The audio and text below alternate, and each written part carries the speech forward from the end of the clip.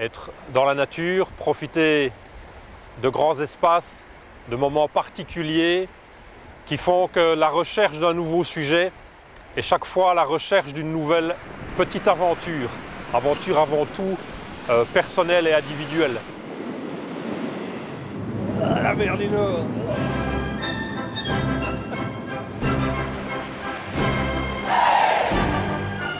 Cette fois, Franck Renard a décidé de saisir le portrait d'un grand mammifère marin, le phoque gris.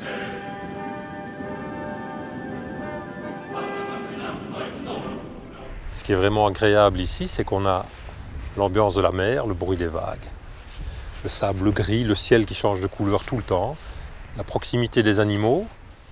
Il y a évidemment quelques photographes, quelques observateurs sur la plage, mais on garde une impression de tranquillité, de quiétude.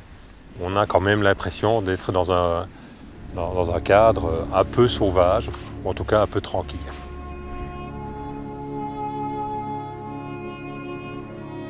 En décembre 2013, la tempête du siècle Xaver a endommagé fortement l'île aux phoques.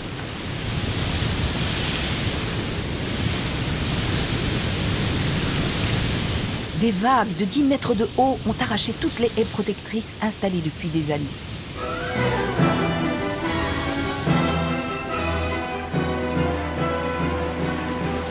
Les mères ont été séparées de leurs jeunes. 47 sur 170 jeunes phoques sont morts ou ont disparu.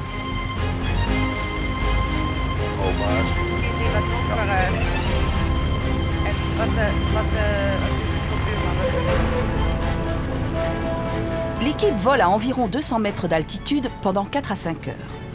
Sophie a décollé à marée basse pour pouvoir observer les phoques au repos sur les bancs de sable depuis l'île de Texel jusqu'en Allemagne, parcourant environ 300 km en avion.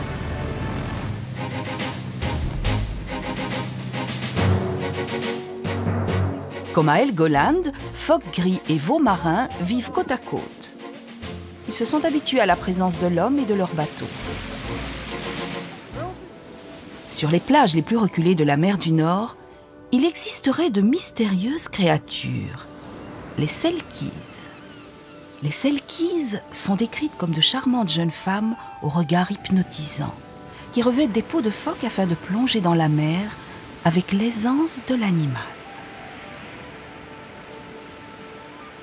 Si un homme vient à dérober la peau d'une selkie, celle-ci lui devra obéissance jusqu'à la fin de ses jours.